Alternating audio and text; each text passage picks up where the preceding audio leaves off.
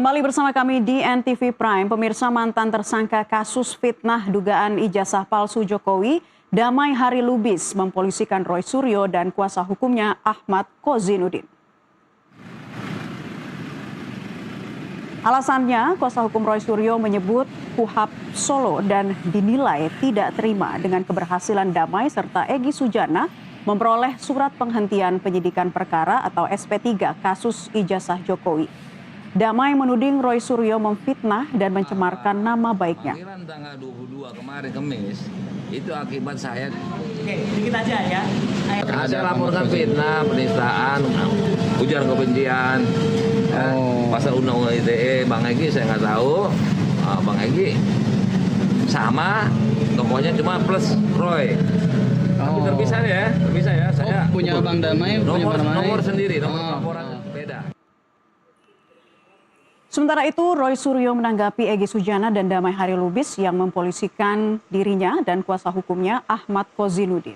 Di sela agenda mendampingi akademisi Rocky Gerung diperiksa sebagai ahli untuk kasus fitnah dugaan ijazah palsu Jokowi, Roy Suryo memamerkan ilustrasi sebagai responnya terhadap laporan Egy Sujana, Damai Hari Lubis.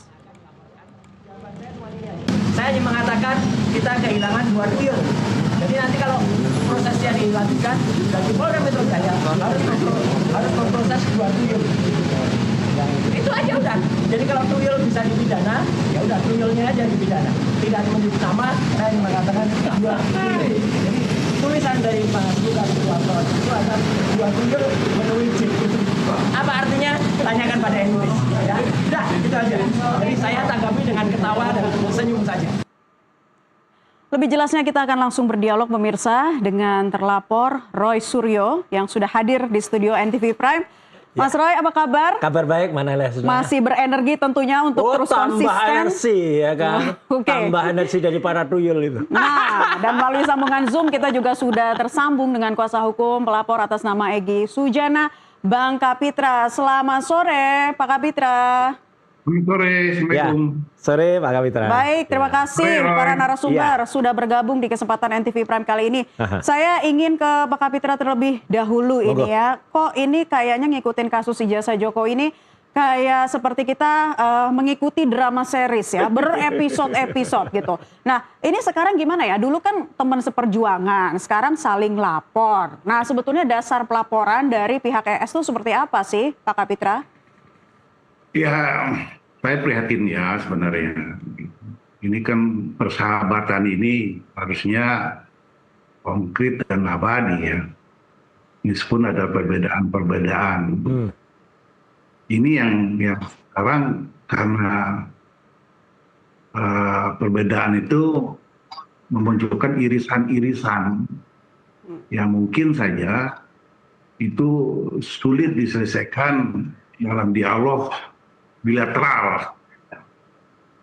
Harusnya kan hal ini tidak boleh terjadi jika semua pihak ya termasuk Roy bisa lebih arif untuk menyikapi fenomena yang ada yang termasuk kunjungan Egy ke Damai Solo. Tapi karena lihat memang ini kecintaan Egy kepada Egy dan Damai, bahwa mereka menginginkan perjuangan itu sama seperti kemarin, maka jadi luapan-luapan seperti itu. Ya, tapi Pak Kapitra kan ES dan DHL sendiri yang mengambil jalan masing-masing dan mengambil jalan sendiri begitu. Jalan itu kan caranya itu kan tentu berbeda dengan tujuan. Toh apapun ceritanya, tudingan-tudingan atau praduga-praduga itu kan harus dibuktikan oleh lembaga independen, lembaga yang netral.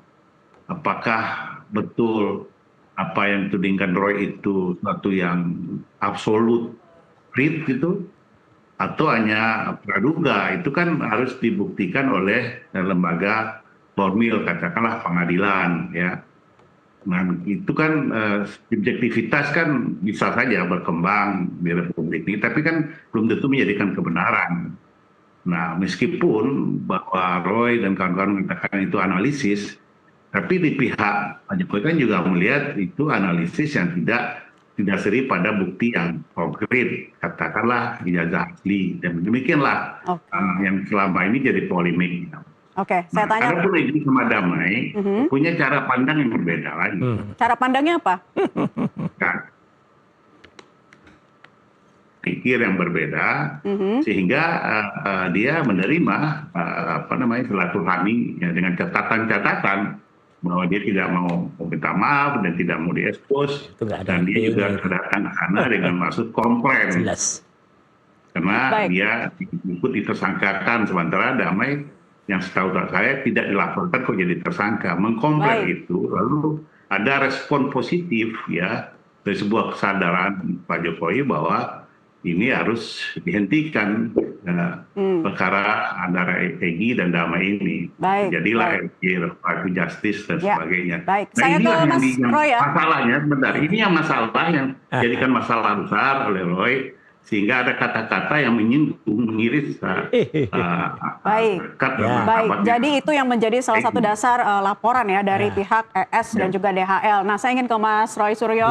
Disebut kurang berbesar hati atas jalan yang kemudian diambil oleh pihak ES dan DHL. Jadi seperti apa? Gini Manela, saya kira seluruh masyarakat Indonesia kalau disurvei ya, itu akan jelas ya. Ketika ada satu perjuangan yang dulu dipimpin oleh Pak Egy Sujana, dan saya pun waktu itu Dr. Ismon, Dr. Tifa itu ditunjuk secara resmi dengan surat penunjukan selaku ahli waktu itu.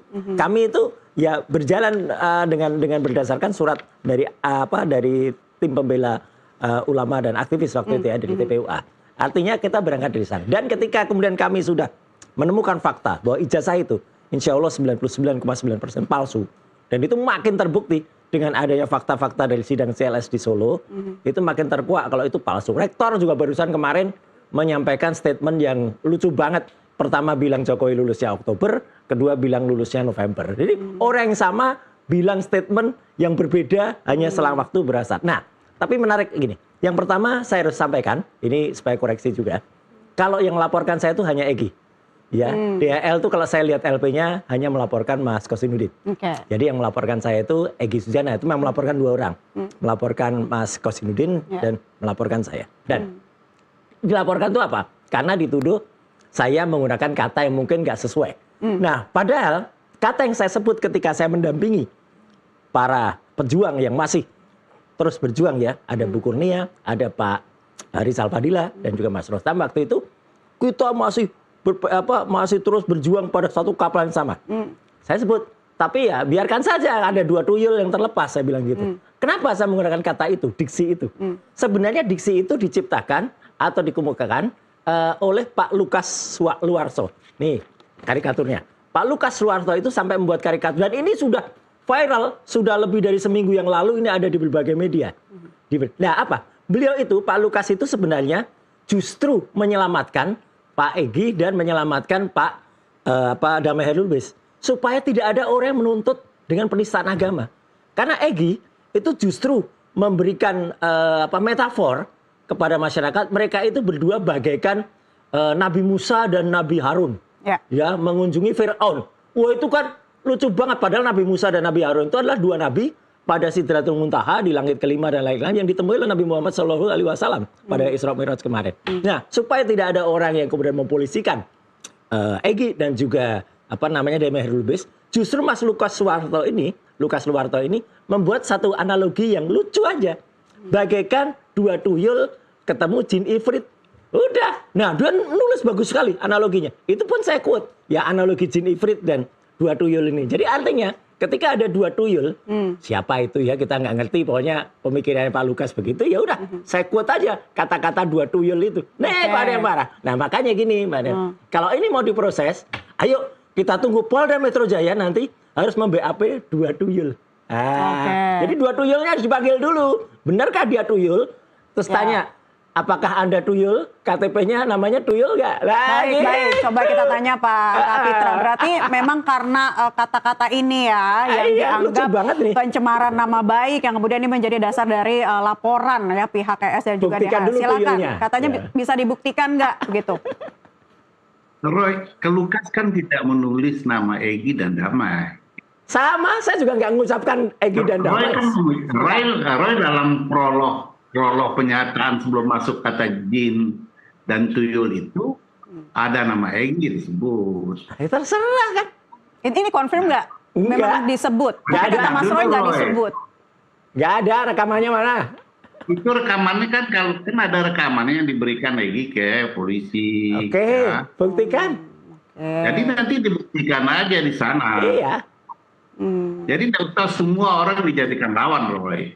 Saya mencoba di sini, mencoba mencari bahasa dan kata-kata yang tidak konfrontasi dan tidak provokatif ya. Karena bagaimanapun saya ingin jangan sampai gara-gara pilihan ini silaturahim antara kalian itu justru selesainya atau Justru bermuaranya itu. kepada tuntutan hukum. Ya. Tapi kalau Anda terus frontal terus begitu, sementara saya mencoba di pribadi ya, mencoba menengahi ya, supaya ini tidak terus ya. Nah, tapi kalau terus frontal dan sebagainya, ya sulit juga karena kan emosi orang, persepsi orang kan subjektif. Aha. Kalau dia merasa bahwa dia masa tercemarkan, harkat martabatnya terlecehkan, ya kita kan tidak bisa mencegahnya. Tapi saya mencoba menormalisasikan gitu. Nah kalau soal laporan itu ya itu hak warga negara. Tapi kan tidak semua laporan itu mengandung tindak pidana dan juga tidak semua laporan itu tidak ada unsur pidana ya. Itu kan nanti akan ada evaluasi ya. Akan ada banyak hal. Prosesnya tentu juga tidak sederhana kita paham. Cuma secara opini ini kan terbangun gitu ya keterbelahan yang berhadap-hadapan yang konfrontatif ya. Yang Saya tunjukin buktinya sebentar lagi. Sebuah keluarga, pecahnya sebuah keluarga. Ini yang prihatinkan. Anda jangan bilang tanya rakyat Indonesia kita nggak bisa tanya rakyat Indonesia satu persatu bagaimana pendapat kecuali ada referendum terhadap itu. Tapi yang kita bahwa secara opini ya itu kan terbentuk hal-hal yang negatif ya dan yang banyak sekali yang sebenarnya memperlemah perjuangan.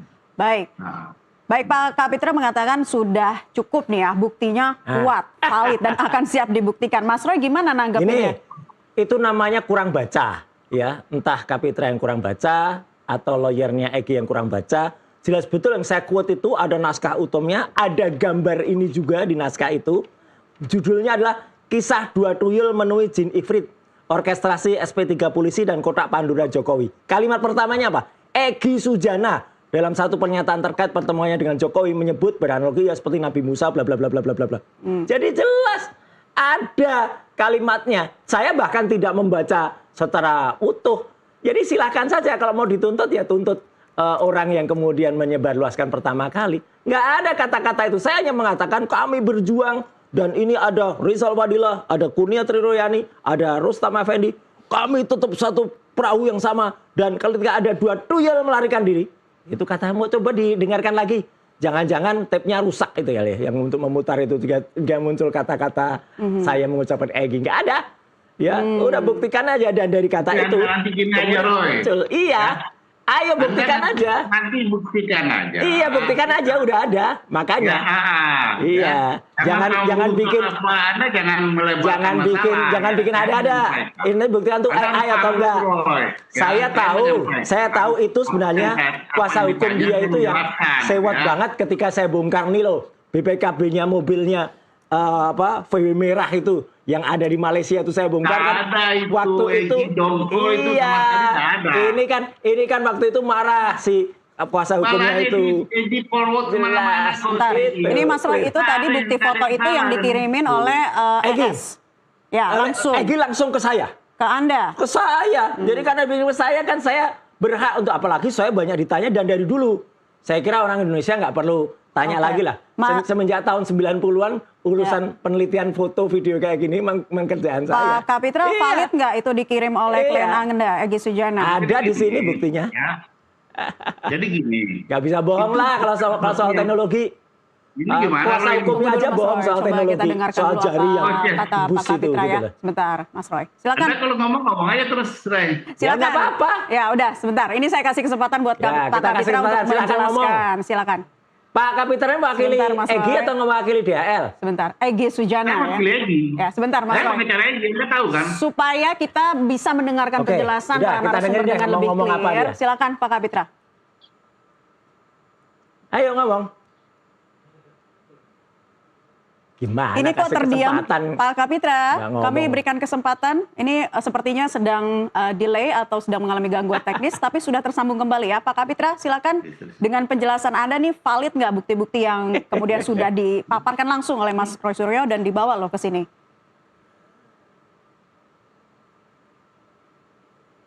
Internetnya unstable nih. Pak Kapitra, Ya, silakan. Silahkan ngomong.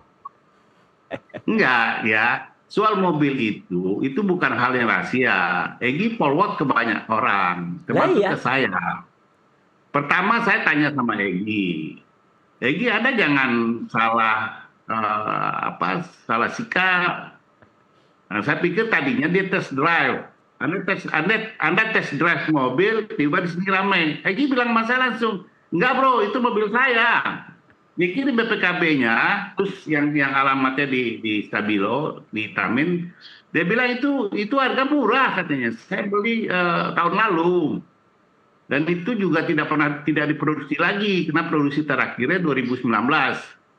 Jadi artinya gini, bukan karena Roy bicara soal mobil itu Egy tersinggung, Egy sakit hati, enggak. Karena itu emang dipublish sama Egy, ya. Foto-fotonya juga dipublish. Saya pikir karena dia publish ke banyak tempat, dia tahu risikonya itu akan menjadi public opinion. Kan ada yang bohong bilang itu bukan mobilnya Egy. Kenapa? Lawyernya bukan Kapitra, lawyer yang satu lagi, ya itu kan bohong bilang itu mobil ponakannya dikira milik sendiri. Apa mobil ponakannya? Gini, Mobilnya Egy. Saya bisa lihatkan ya, Egy kirim ke saya ya. Egy kirim ke saya mobil itu, saya malah bilang, lu test drive Egy. Test drive kok teriak-teriak, dia bilang enggak, dia bilang. Ya udah bagus kan, bener kan berarti apa kata saya? Bentar ya. Nih, dia kirim ke saya kok. Dia kirim ke saya. Sama, ya. Jadi di sini tadinya saya berpikir ini bukan mobil dia. Nah, lalu dia bilang enggak, saya beli. Ya kirim nggak bisa ngelak lagi. Udah saya bongkar. Oke, baik. Dia bilang lebih mahal Avanza, gitu. Oke, baik. Jadi memang katanya bukan hanya dikirim ke Mas Roy aja, tapi ke Iya setelah pihak. terbongkar dia Ya. kirim ke siapa aja. Udah deh. Sekarang kami di Dialog NTV Prime, pemirsa, dan masih bersama saya, narasumber Roy Suryo, ini sebagai pihak terlapor ya. Kemudian juga ada kuasa hukum dari Egy Sujana, Kapitra Ampera. Pak Kapitra masih terhubung bersama kami? Pak Kapitra? Ya. Silakan. Ya, sekarang saya ingin bahas soal SP3 ya, yang diberikan kepada klien Anda, ES. Nah, dikatakan oleh pihak Roy Suryo, ini merupakan SP3 yang tidak sesuai dengan syarat hukum KUHAP yang baru, yaitu syarat formil dan material. Tanggapan Anda? Ya biar aja, karena itu polisian ya mengeluarkan, tentu dia memenuhi syarat-syarat formil dan material.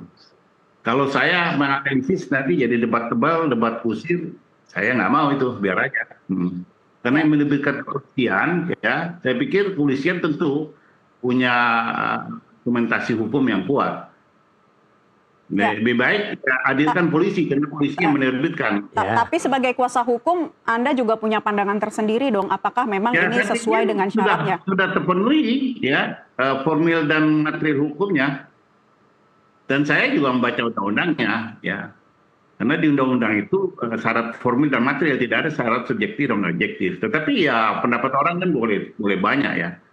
Tapi yang paling valid ya, yang paling berkepentingan untuk menjelaskan kepolisian. Selamat malam, Pak Bitra. Ya, baik. Kita Ya. tanyakan ke Mas Roy. Aha. Ini ada sempat keluar bahwa yang menjadi dasar hukumnya adalah KUHP Solo katanya. Apa Iya. yang menjadi dasar Anda mengatakan seperti itu? Bukan, itu kuasa hukum saya mengatakan. Dan meskipun saya setuju, nggak aja 99,9%, 100% kalau dengan kuasa hukum. Karena saya pun mengikuti apa petunjuk kuasa hukum. Kuasa hukum memang sudah menilai berdasarkan KUHP yang baru, yang ada RJ, restoratif justice. Kalau KUHP yang lama kan nggak ada RJ, adanya di Perpol. Itu memang aneh kalau di pasal 79 sampai 83, itu harus ada permintaan maaf. ES dengan DHL kan nggak minta maaf, nah itu bagus. Berarti kan atas dasar apa itu dibuat? 2, permintaan maafnya itu juga harus tertulis loh. Terus kemudian harus notarial, harus hitam di atas putih, harus disahkan oleh putusan pengadilan RJ itu. Kemudian harus juga ada pencabutan LP. Jokowi kan nggak pernah nyabut LP. Bahkan baru siang ini ya ada press conference dari pihak Jokowi bahwa RJ itu tidak boleh diberikan kepada pihak ini pihak ini. Loh, kok mereka juga yang menentuin? Enggak lah. Saya setuju Pak Kapitra tadi bilang itu polisi. Tapi polisi juga nggak bisa menerbitkan SP3 tanpa mengikuti syarat-syarat itu. Juga ada syarat yang ini fatal banget. Tidak bisa diberikan untuk yang tuntutannya di atas 5 tahun. Pasal 160 itu tuntutannya berapa tahun? Di atas 5 tahun. Tidak bisa diberikan untuk orang yang pernah dipidana. Maaf, ES kan pernah dipidana, residivis. Jadi nggak bisa dikasih RJ juga harusnya gitu. Nah jadi, tapi saya oke lah, saya sih senyum aja, makanya saya ketawa. Biarkan masyarakat yang menilai, ya, apakah SP3 kilat kemarin. Nah kalau dalam karikatur ini kan jelas banget nih. SP3 kilat. Wah, kemudian ada restoratif justice, keluar apa nih gambar-gambar dolar ini. Kemudian ada kotak Pandora ini. Biarkan masyarakat yang menilai, ya gitu apa. Kalau kami, sekali lagi Mbak, kami tetap berjuang. Kami tetap kemudian melakukan perjuangan ini tanpa lelah. Sekali lagi, kalau ada 2 tuyul terpisah, ya saya katakan dengan tegas, ya siapa itu 2 tuyul silakan terjemahkan. Itu apa? Ya saya kan nggak nyebut nama dalam 2 tuyul itu. Tuyul itu bisa, padahal gambarnya tuyul, kalau orang berkata, Mas gambarnya tuyul itu malah kayak Mas Roy sama Bang Rizwan. Ya mungkin aja, ini kan ada kumisnya. Tuyul berkumis itu siapa tahu saya. Ya nggak apa-apa, saya ketawa aja. Kita tuh hidup di alam merdeka. Alam merdeka yang orang bisa berpendapat, kalau itu kemudian tidak menuliskan nama jelas dan kemudian itu harus diterjemah melalui bahasa, nggak bisa dikatakan. Jadi kan kita ketawa aja. Kalau sebentar-sebentar dipolisikan, Panji kemarin juga dipolisikan. Ini kan ya lucu aja, tapi ya nggak apa-apa lah. Kita nikmati aja. Kalau saya bilang ketawa aja, jogetin aja. Jogetin aja, Jogetin ketawa aja lah, santai banget lapar-lapar. ya Mas Roy. Apa sih yang membuat Mas Roy itu kayaknya gitu aja gitu, santai banget. Ya ngapain kita memikirkan orang-orang yang dengan pikiran yang sangat-sangat terlalu apa ya, baper kayak gini. Coba kita tanya, Iya. Pak Kapitra baper nggak kalau dibilang atas pernyataan-pernyataan yang dikatakan oleh pihak Roy Suryo CS?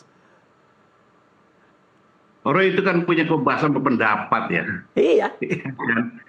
Cuman hati-hati. Kebebasan itu tentu pasti ada juga providennya. Ada batas-batasannya. Ketika orang merasa pendapat itu tidak mengganggu dan tidak menjatuhkan harkat martabatnya atau harga dirinya, boleh aja. Bagi saya sih nggak ada yang dimasalahkan. Tetapi ketika sudah mengiris pikiran dan perasaan orang serta harga diri orang, tentu punya konsekuensi. Nah, semua orang kan boleh dengan pilihan-pilihannya, termasuk Silakan. konsekuensi yang bertentangan dengan hukum, asal siap dengan konsekuensi hukum. Saya pikir itu aja, Mbak. Oke, dari SP3 yang dinilai kilat nih, Pak Kapitra, pandangan Anda seperti apa? Walaupun katakanlah biar masyarakat yang menilai dan polisi yang bekerja. Saya pikir sudah selesai itu perdebatan SP3 karena sudah diterbitkan oleh institusi formal, pasti dia memenuhi syarat-syarat formil dan material. Nah, Saya pikir bagaimana mungkin memperdebatkannya karena institusi yang punya kewenangan menerbitkannya dengan segala argumentasi dan hukum. baik. Dan kalau mau digugat, silakan aja kalau itu punya ruang. untuk Nah, digugat. coba kita tanya Ya, Mas itu Roy. tidak Ini punya ruang. ruang kah untuk digugat? Ini katanya sedang dikaji. Lalu Betul. sebetulnya kabar terkininya seperti apa? Saya Jangan-jangan terus terang gini, saya memang salah gerak menunggu, nih. nggak apa-apa, saya menunggu dari kuasa hukum kami. Karena besok pagi, Kamis, ya, itu di Polda Metro Jaya, kuasa hukum kami akan memberikan sikap press conference ya, silakan Nusantara TV datang besok, ya, untuk mendengarkan pernyataan sikap atas SP3 itu dan atas pelaporan terhadap Bang Ahmad Kostinuddin dan saya. Ya, besok sikap kami tegas dan saya sudah baca sikapnya, tapi biar besok aja, biar sama-sama orang dengar. Artinya kami akan bersikap terhadap hal-hal yang dipolisikan, terhadap SP3 gitu. Betul Pak Kapitra tadi mengatakan, itu sudah final menurut sisi sana. Gak apa-apa, di mana-mana kan juga kita putusan pengadilan itu misalnya ada putusan, kan juga tidak bisa kemudian dikatakan inkrah kalau belum misalnya digugat menang banding, menang MA, kasasi, itu pun masih ada PK misalnya gitu. Jadi kan masih ada digugat juga. Dan biarkan masyarakat juga tetap yang akan menilai, wah kalau Indonesia kayak gini, hukum diacak-acak kayak gini, ya dengan mudahnya menerbitkan SP3 kilat kayak gini, kemudian menerbitkan sesuatu yang tidak sesuai dengan KUHAP baru, ya kemudian kuasa hukum saya mengatakan KUHAP Solo, ya itu kan juga kebebasan juga berpendapat. Tunggu saja tanggalnya semua dan tunggu saya semua bersikap.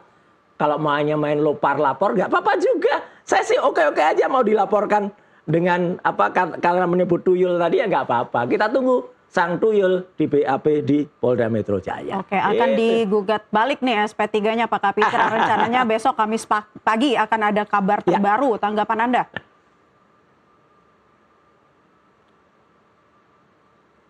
Pak Kapitra, silakan audionya dibuka dulu. Masih di mute Pak Kapitra. Pak Kapitra, audionya mohon dibuka, ya. Silakan. Kami masih belum bisa mendengar suara Anda, Pak Kapitra. Iya.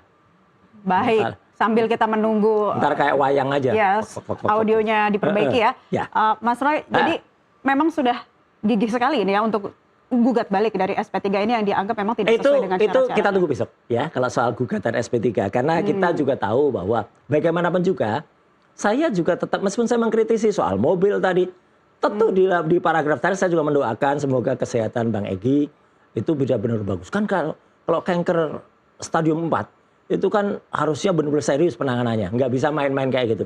Makanya ya kita jangan bawa-bawa urusan personal Mas. Makanya iya artinya gini, artinya saya mendoakan dengan bagus ya. Supaya perawatan di Penang Cancer Hospital atau dimanapun itu akan baik.